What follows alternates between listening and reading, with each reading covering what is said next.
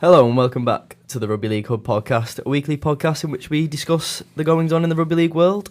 Joining me, as always, is Ross Williams. How are we this week? Not bad, Andrew. How are you? I'm very good this week, thank you.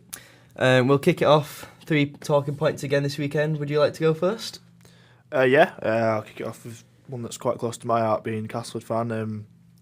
One that kind of took the Rugby League world by storm a little bit and took them by surprise, certainly last week.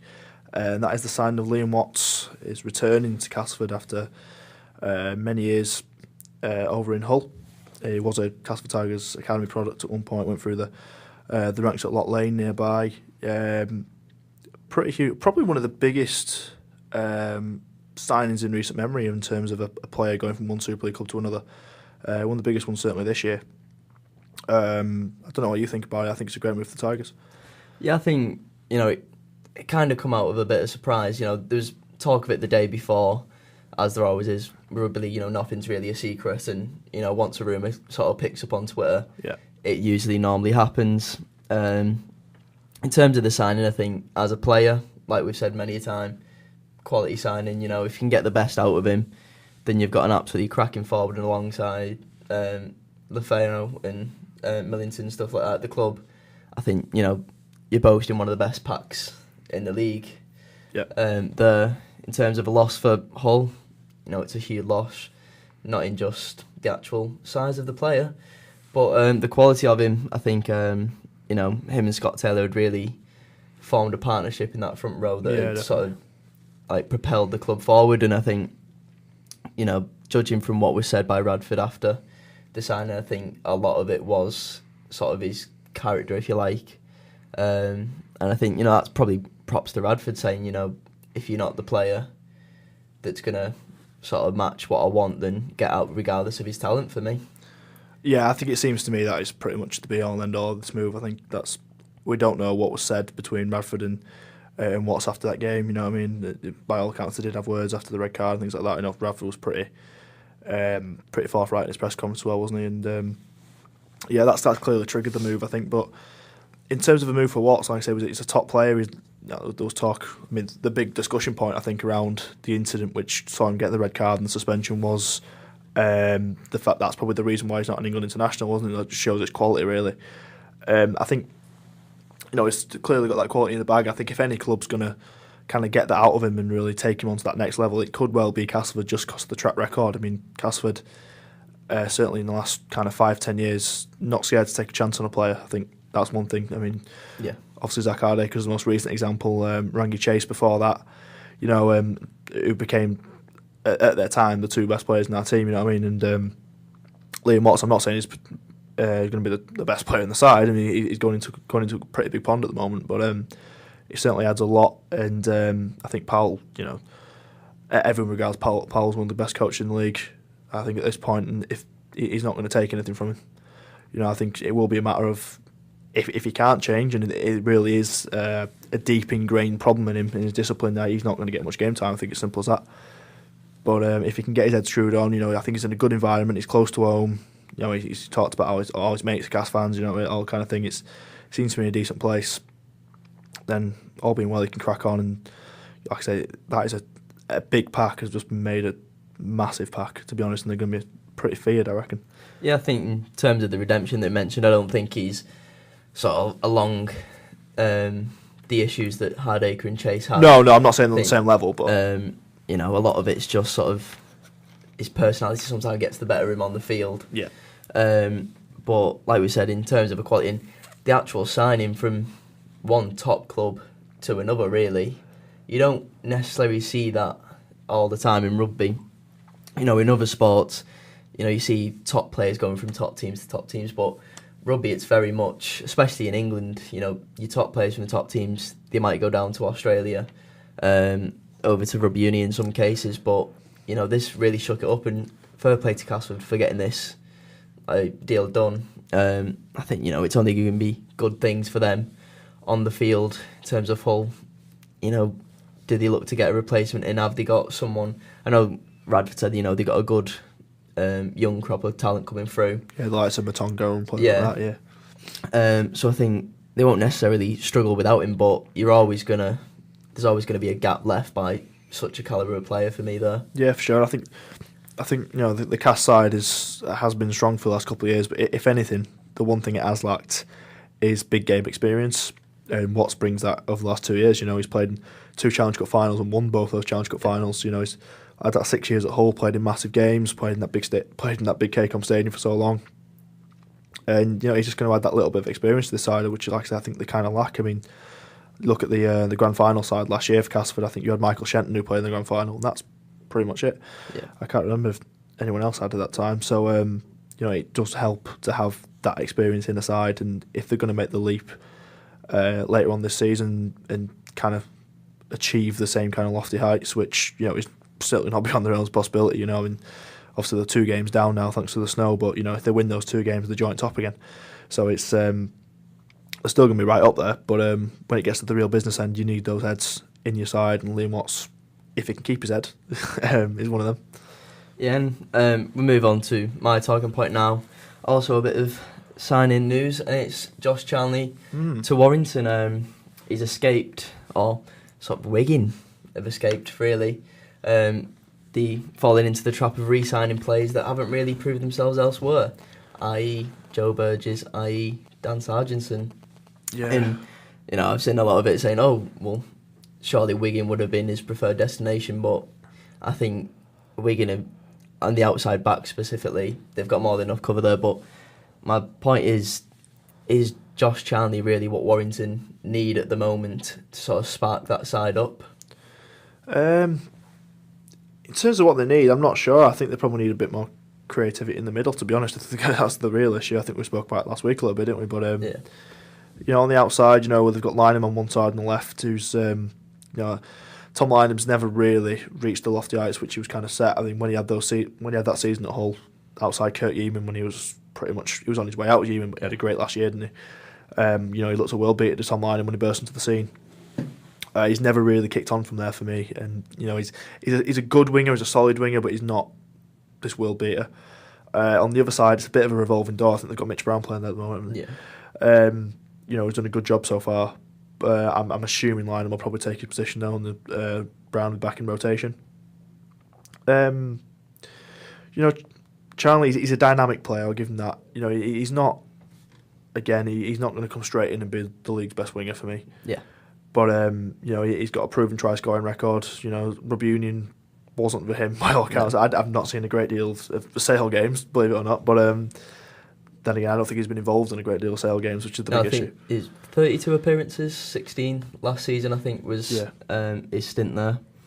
But I think the biggest issue for me in that was, if you see a Rugby League player going over to Union, you sort of look at the international stage for if they've made the mark or not. And he could always kick more conversions, but that was the only sort of his game that you think he could make it in that game. He's got a decent boot on him, but I think if you look at some of the tries he scored when he was at Wigan, specifically against Warrington when he scored that full length in the Challenge Cup, I think if he can rediscover any of that form, I think he's going to be a good strike weapon for Warrington. But I think, I think the problems lie, as we said, in the middle. I think rediscovering the form of Clark and Tyrone Roberts, I think that's key for them. Whether this just gives them a bit more of a natural winger on that side to sort of exploit, who knows? But yeah, I think that might be the issue. Because like I said, I spoke about it last week. I think their attack was far too left-driven. Yeah, they went towards Lynham's wing far too much, and the fact they've got this, he's quite pretty good in the air, Charnley, as well, to be fair to him. If this gives them the confidence more than anything to go right, make them a bit more dynamic in attack, make them a bit more unpredictable, that's going to help Warrington. And admittedly, we'll probably come on to it later on, Warrington did look a hell of a lot better on Saturday as well. So things looking up for him a little bit. It's more good news for the Wolves after the win at Catalans. And on a side note, you've said about Wigan. Obviously, Charlton was always going to be linked when they moved back, but they're pretty stacked at wing. I think it'd be a matter of far too many players in that position. I think Britain brought him back. Be taking a step backwards as well. I think Joe Burgess on the day, him and Charnley are probably level. Similar kind of players, I think. Yeah, I think Joe Burgess' first season, you would have said, "Wow, he's going to be a world-class winger for the next 10 years." Yeah, kind of took a few steps sideways for me. Liam Marshall, Tom Days have come in and, been superb, really. So I think Charlie would have had a hard time going back in there, and I think a lot of negativity has come from the Sargentson move. More so from the fans. I think Wayne's happy with sort of the development he's been making. Obviously been out with an injury, but I think for the fans, I think it's probably better that Charlie, not so necessarily he's gone to Warrington, but Wigan have sorted out the problem of going back and hoping for the romance. Yeah, that's it. Move on to second talking points. Go on, what's yours? Yeah, I'm just going to go on to, have we all thawed out yet? It's just really cold, isn't it? Very cold. It's really very cold. I think it's just deserved a mention of Michael Carter over at Wakefield, to be honest.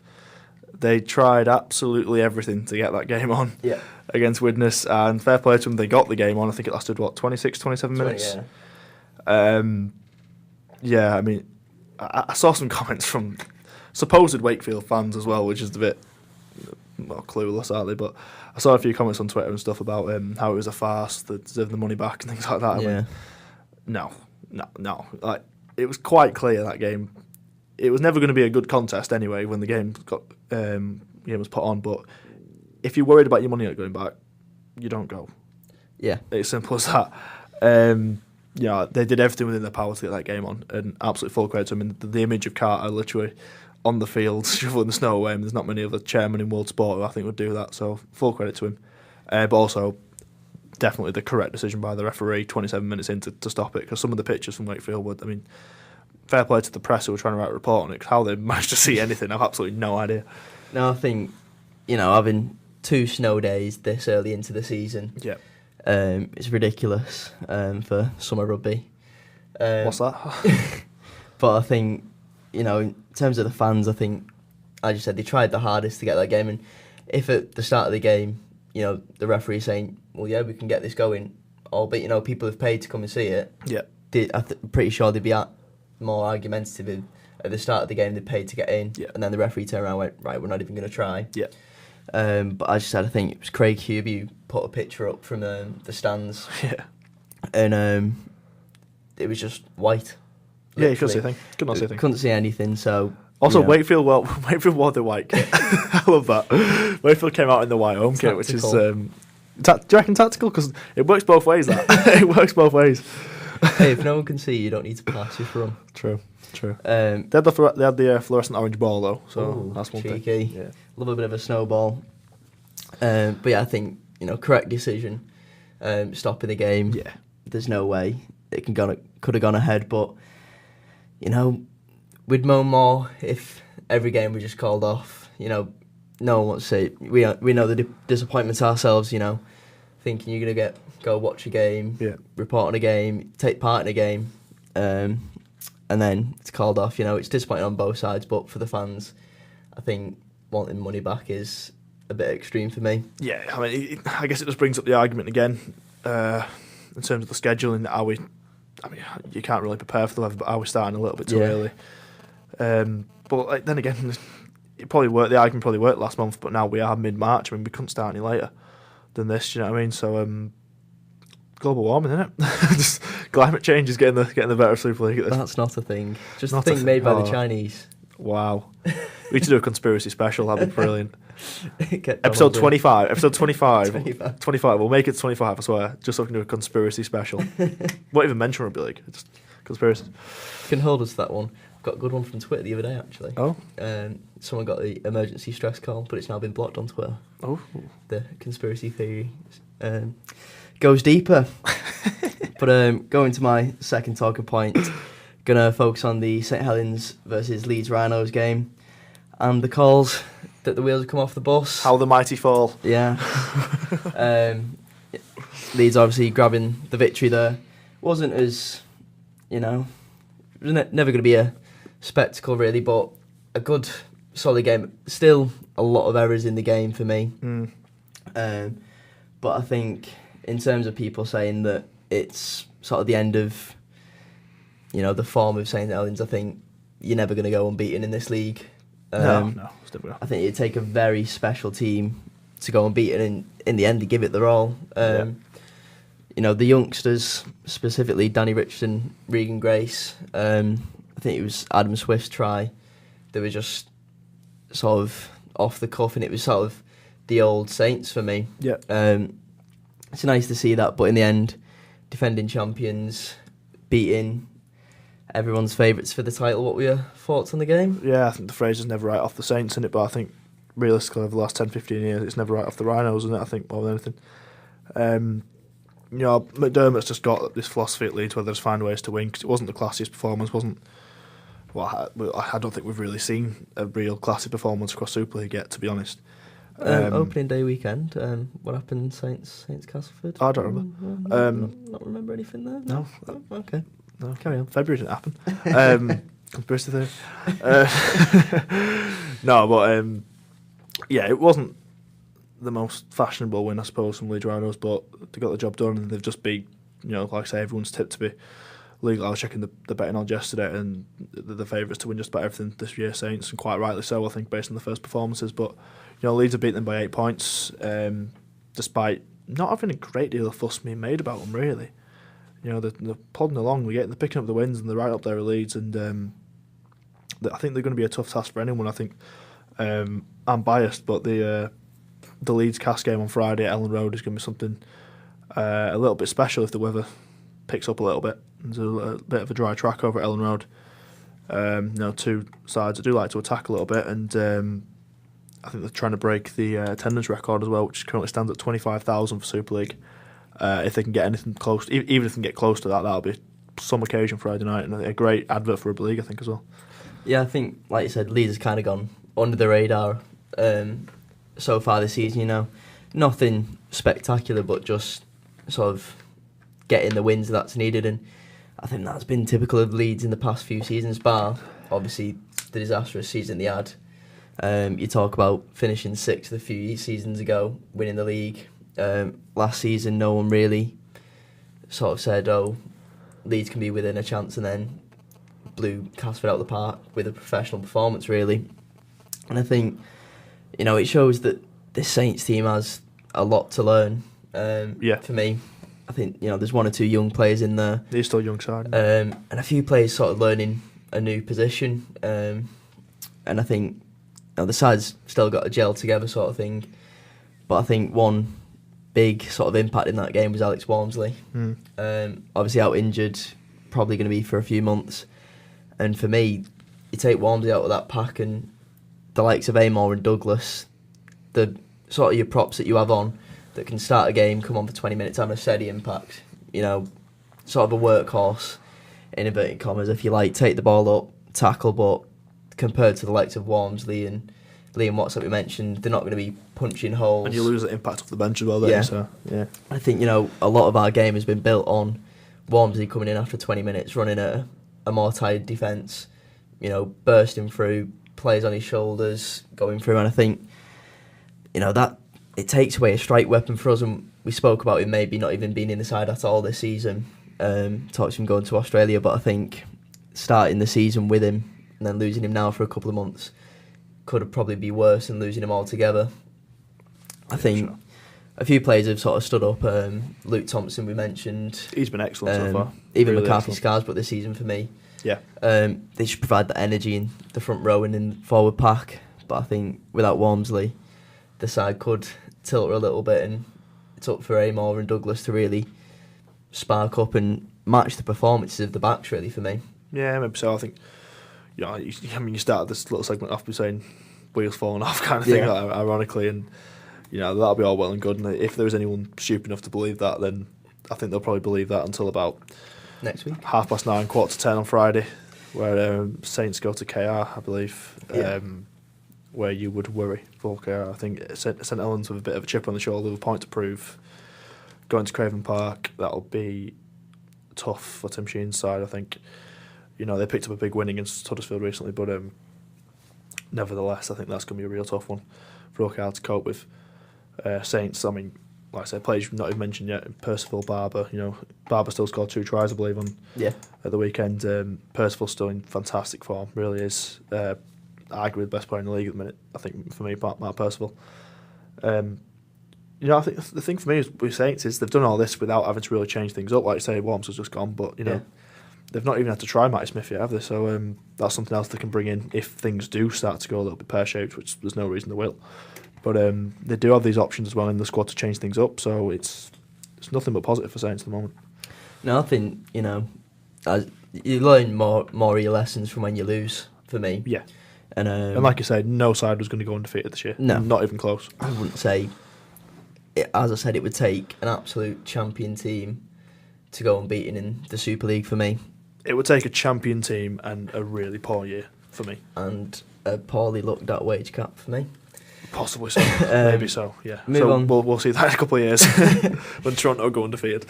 We'll move on to my third talking point for this week. And I'm going to pick the Challenge Cup game between Workington and London. London grabbing a 22-20 win. But for me, we like the Challenge Cup, some of the nice stories of giant killings, and this was nearly one of them. Workington, I think they sit 4th in League One at the moment. Yeah. Obviously a lot of disruption in the games this year, but London flying high in the Championship, but Challenge Cup, everything's out the window, and it keeps the romance around that a club like Workington can still sort of compete and show London and the Championship that League One's there as a strong competition. Yeah, it's great to see. I think the Challenge Cup's taken a bit of flack recently in the last 5-10 years. I don't like the current system, how it is. I think your top Super League clubs don't go into round 6 now, where I think you're literally you're 3 games away from Wembley at that point. I think you win round 6, then it's quarter-final, semi-final, then you're at Wembley. So I don't like that. I think you need to work a little bit harder than that. I think the bottom 4 Super League sides are going in round 5, if I'm correct. So yeah, it's taken some flack recently, I think quite rightly. But so it is great to see. I mean, we're looking at the round 4 results here, and just looking at the Sunday results, no side scored more than 30 points, which just shows. I mean, obviously the weather played a part clearly, but nevertheless, tight games, really tight games. You said it's a great effort from Workington, like you say, to beat beat a really high flying Championship side in London. York City Knights did beat a Championship side in Swinton Lions. That's an incredible effort from York City Knights, who are. It's a real feel-good factor around that club at the moment, isn't it? Yeah. With the crowds and what have you, and also Whitehaven beat Dewsbury as well. It was a great result. As you said, all the results really, Lee and Batley, 8-4, another close game, and a lot's been made of whether League One should become sort of an amateur league, whether it should break away from the top 2 tiers and maybe expand those. For me, I like the system not the system, but I like having the League One there. Yeah, you need the clubs that are currently in deserve to be there. Yeah, I think if you made that into an amateur league, I think it's going to do more harm than good. I think you could kill it. Yeah. Realistically, you could kill it. There's just not enough money bought. And I think, a lot of the teams involved in Bradford, myself, the fans, they enjoy the Challenge Cup, and all the players and coaches, they want the big games, they want to bring the big teams to the stadiums, and they want a bit of that romance that they're not going to get through a hard season of playing against sort of your tough, regimented League One sides. And in the Cup, it's a different game. You can throw the ball around a little bit, play a little bit more off the cuff, and Cup rugby is sort of the thrill that we've kind of let go of in the past few years. But I think there's been talks of Eddie Hearn shaking up the Challenge Cup and stuff like that, whether that's in just the way it's presented. But if we can get back to the days of a real good, strong cup competition, it's only good for the game, in my opinion. Yeah, I think the only way you could really, not reinvent, but rejuvenate the Challenge Cup really is to give the fans watching the feeling that there is someone other than a top 4, top 6 Super League side that can reach Wembley. At the moment, there isn't. Realistically, there's no chance. Unfortunately, they come in the competition too late. Like I say, they only have to win 2-3 games before they get to Wembley. It's by that time you're effectively playing Super League games, extra Super League games, and it's too much of a struggle. I think certainly for an amateur team, that will never happen realistically. No. But even to give a League One or a Championship side, they would have to win 5-6 games to get through there. It's just a little bit. I understand the seeding aspect of it, but it is unfair. I think it would be amazing for the competition to have a team like a London, or Leeds looking a bit unrealistic at the moment, the way they're playing. But one of these championship sides to get through to semi-finals, perhaps that'll be excellent for the competition this year. It's one of those things. Cup competitions are difficult, and I don't really know what anyone could really do with it. To be honest, it's something that kind of has to happen, kind of organically. Like the FA Cup's the same in football. Like that, the magic of the cup as it is happens when you get a Wigan getting to Wembley and beating Manchester City or something like that. You get one of these lower sides. I know they were Premier League at the time, but nevertheless, it's a different kettle of fish, isn't it? No, but you get your Arsenal's travelling to Sutton United, I think it was last year. Yeah. Where it was, you had the biggest attendance ever at their ground, and then they got a replay, playing at the big stadiums against, you had Alexis Sanchez skipping past people that had just finished work 2 hours ago. And you had fellas eating pies in the dugouts. It was wonderful. Wonderful. Another conspiracy theory. It's not a conspiracy theory. He knew exactly what it was doing. But I think, that is sort of the magic of the cup. Yeah. Whether that can happen, not the way it is. As I said, the lower teams will have to win 5 or 6 games, but I think what the cup is showing at the moment is that there's a sort of a real strong competition going on between the top sides in League One, Championship sides, and then possibly the Championship sides and the lower Super League sides. Yeah, I just hope come to the end of the season, look at the 8 system. Obviously, the Super 8s are a good watch, the Middle 8s are a good watch, then the 8s below that, no one watches. Yeah. It'd be interesting to see I'd like to see a little bit more emphasis put on them. I don't really know. I know they play for the Championship Shield, I think, isn't it? Yeah. So it's a Mickey Mouse trophy. Like, let's be honest, I think Toulouse won it last year, did they? Exactly. I'm not entirely sure. So there's no coverage of it at all. But that this year looks like it could be a pretty decent competition to watch. You know what I mean? I think there's enough good sides in that. And you're looking at potentially League going to be in there. Yeah. Now you'd expect. There's going to be some good sides like Barrow getting wins. There's some good sides who are going to be involved in that, which there's going to be some good games played. It's just whether there's going to be any momentum going into those games, because what are they really playing for? That's the only thing. And that comes on to a whole new structure and debate, which you've had a million times, and I'm sure we'll have a million times again. But things just need to change, don't they? There's so much that needs to change. We're going to your final talking point for this week. Yeah, it takes me on quite nicely, I think.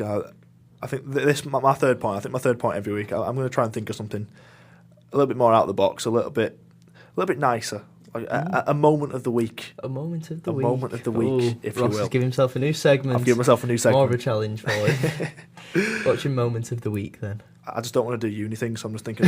I'm just procrastinating, just thinking of things I can do. Saves me doing essays on it. So every week I'm going to pick out my moment of the week. Which the thing is, we're 14 episodes into this podcast now, and the way the Rugby League world is at the moment, a lot of the things we have to talk about, and we do have to talk about them, which is important, but a lot of the topics are a little bit doom and gloom, you know what I mean? There's a lot of negativity around the sport. I think sometimes it's nice to outline some of the lighter things that happen in the game, such as at about 10 to 5 on Saturday, and if you haven't seen the clip, please watch the clip. We'll try and insert it into the podcast anyway, but if not, go and watch the clip.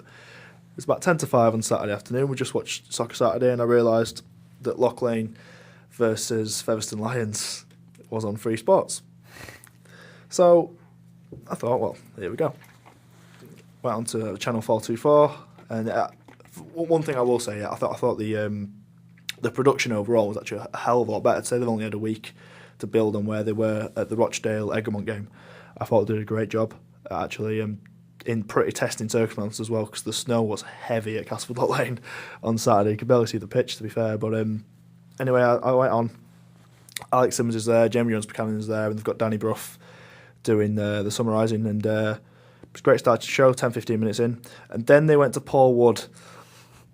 Now, if you've seen the clip, you know what I'm about to say. Yeah, they went to Paul Wood, bless him. Up until now has probably been, he's a good player, but he's probably been best known for rupturing his testicle, I'd imagine. Which he had a bit of a tough run. He's had a tough all knockers forwards, probably the gnarliest injury you could possibly imagine. Was that in the Challenge Cup final? It was something it might have even been a grand final, actually. I remember it was definitely a final. Yeah. Regardless, that's probably the thing he's probably most known for in Rugby League. Till now. He was interviewing Paul Couch, who's the Lock Lane coach, and it was going swimmingly. And then he forgot he was on national TV and just dropped 3 F-bombs at about 5 o'clock on TV, on national TV, as the Rugby AM keeps saying. And I just thought I'd bring it up because the look on Alex Simmons' face when they went back was just an absolute picture. I don't know. Did you see it? I've seen it on Twitter. I didn't catch the game live, but I've seen a few bits about it on Twitter. A few people saying it was editorial error, stuff like that. It was not an editorial error. But I think, it's one of them. It was brilliant. If you think of the game of rugby league, Yeah. If you go to an amateur game, Yeah. I covered them last year. That is part and parcel of the amateur game. Some of the stuff you'd hear from players, coaches, lifelong fans. And it was a genuine mistake from him. It wasn't like he meant to do it either. It was. Yeah, I think it's not necessarily good to put that on TV. It's not the best at 5 o'clock on a Saturday afternoon. Yeah, no, wouldn't ever recommend it. But I think if you just flicked over from watching Pointless with your kids, then it's a bit, it's not the best, is it? But no, I think it happens though, doesn't it? We course hear it does, many a time on Sky when they're like, "Oh, sorry if you picked up any obscene language or whatever." But I think apart from the absolute keyboard warriors that are going to be on Twitter saying, "Oh, my kid just heard Paul Wood saying this," he's sat in the kitchen going, "Woo, woo, woo." Yeah, I just saw a lot. I saw a bit of slating of Rugby AM themselves. Yeah. But it's the second ever show. What I mean? Things happen. They're not used to putting out live TV. What I mean? We're trying to, as university students, we're trying to put together TV ourselves now. It's very, very, very difficult, and we're not even close to thinking about doing live broadcasts or anything like that with multiple moving parts. It's a really tough gig, and they do a lot of it off their own back, I think. And mistakes happen. It's simple as that. And probably shouldn't be using that kind of language, but it is what it is. And Alex Simmons profusely apologised a few times during the broadcast to make sure and did everything he could. And like I said, the rest of the show was excellent, I thought. The game was hampered a lot by the snow as it happened, but it was a great contest between 2 amateur rivals in Lock Lane and Fev Lions. I think Fev Lions came away with a win in the end. And also I mentioned this a few weeks ago before it was meant to be the Thatterweef Wigan St Pat's game, which eventually got called off. Yeah. That they put out a great promo with Sean Loughlin and Kevin Brown. On Friday night, they put out one for this one featuring Liam Watts, which it was simple. I did not thought about it myself. Liam Watts came up through Lock Lane, as I mentioned earlier, and they put together a 30-second promo of him down at Lock Lane Sports Centre in their jersey, training with the current crop of lads, and it was just perfect. And again, it's better than anything Sky's put out in ages. And Rugby AM are doing a great job, and it was just one of those light-hearted, funny moments which you're going to see on YouTube compilations for years. And it's just one of them things. I thought it was quite funny, to be honest. Yeah, we all love it when someone on the news messes up. Exactly. But I think just touching on sort of the Liam Watts and the promos and stuff, I think a lot of good is coming from this Rugby AM. Getting all players, ex-players involved, and I think yes, working. They say don't work with kids or animals. Don't work with rugby league players. No. They're the worst. But I think, getting them on, it gives sort of the rugby scene sort of a niche, if you like. They're not experts of the game that have been analysing it for ages. The actual players that have come straight from there, straight on, just get involved with it. And it's an interesting week for this to have happened, because at the end of the day, many would suggest Jamie Carragher is one of the top 3 pundits in the UK, I would imagine, sports-wise. Up there, obviously, Gary Neville is Monday Night Football. And look what happened there. People make mistakes. It's simple as that. And this was minuscule compared to what Jamie Carragher did, unfortunately. Yeah. But it's one of them things. People slip up. Apologies were made. There's no reason for stick. Rugby AM doing a great job as far as I'm concerned. Yeah. It's just a light-hearted moment, Yeah, and we're trying it is what it is. We're trying to pick out a light-hearted moment every week, just to pick us up a little bit. I'll look forward to that. Yeah. And we'll remind you every week, Ross's moment of the week, another little catchphrase that he loves. Yes. But moved on to the segment of Get in the Bin for this week. We do love getting the bin. I think last week we'll give you the win with a spinner. We don't like the spinner. We don't like the spinner. We don't like the spinner. So the spinner's in the bin. And I'll kick this week off with my thing to get in the bin, and that is snow. Snow. Well, I think you've probably done me again here. Anyone above the age of, I'd say, 16, 17. Yeah. Once you get out of college, you understand how much of a pain snow is for me. You know, in college, all throughout your life thinking, oh yes, snow, school's cancelled, college is cancelled, go out and have a good time. You come to uni, it snows a bit, you go, oh, uni's going to be cancelled. It's alright for the first couple of hours, isn't it? It's alright when it's nice, it's nice and snowing, the snow's just settled, you can walk around, it all looks nice. Give it 20 minutes and it's slush on the floor. You can't go anywhere, all the roads are icy. I had this a couple of weeks ago, I was like, first few hours I was pretty happy with it. I was happy, wasn't going to uni, stay in bed for a little bit, we're all good. Gets to about 5, 6 o'clock, it's still coming down. I've got no food in the fridge. I'm thinking, I might die here. this might be the end. So I stick about 7 layers on, venture the 5-minute walk to Tesco, and I mean, my entire life flashed before my eyes, you know what I mean? It's difficult. It's really difficult. And I just think, I'm sick of it. It's March now. It should not still be snowing. I've missed the last 3 games, 3-4 games I should have been covering in Rugby League have now been called off. Yeah. And like I said, I think someone just doesn't want me to watch Rugby League at this point. And just like, it is mid-March, like you say, and I just want the sun. I just want the sun. It's just a bit ridiculous. I don't want to walk places and just be slipping everywhere. You know, it's just, the snow just gets in the bin for me. Yeah, yeah. Like I said, I can't argue, really. As a kid, great. As a teenager / young adult. That I don't want to call myself. Far from young adult, I can assure you. Just whatever the difference between 19 and 27 is when you become an adult for me. 27? Give myself 7 years there to sort my life out, because at the moment it's a bit of a mess. Give yourself a wide berth there like that. But yeah, I think that's when you understand that snow is just an absolute pain. Yes. I would usually in this segment argue against you, but I can't really. Nope. So, no arguments there. What's your option?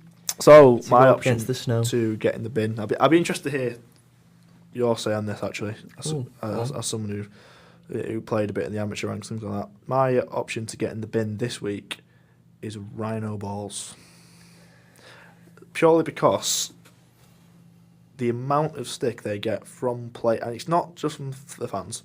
Like I'm not really in a position to say, to be honest, as a fan or a reporter, I'm not really in a position to say, but the amount of stick they get from players and coaches on Twitter about these rhino balls, I just do not quite understand why we do not use Steedens.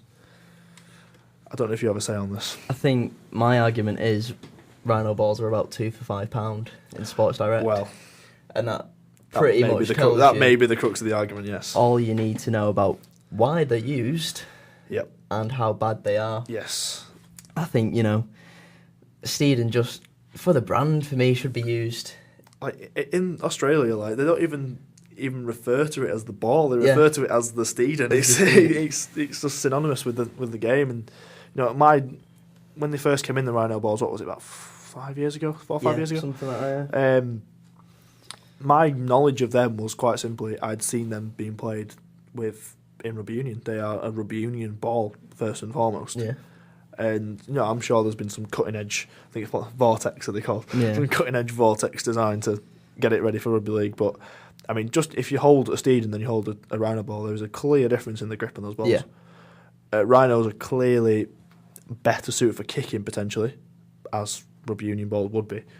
But kicking is such a vital part of the game, which is fair enough. But if you're going to kick a ball up, you've got to catch it as well. Yeah. You know what I mean? So simple as that. And I think there's a lot more ball handling in rugby league than rugby union. I think you need that extra grip, and I think we've seen it, especially with the conditions how they've been. The amount of handling errors. I'd love to see the stats so far this season compared to last year. The handling errors must be up. They must be right up there. Probably far surpassed, I'd imagine. And there's obviously responsibility of the players, clearly.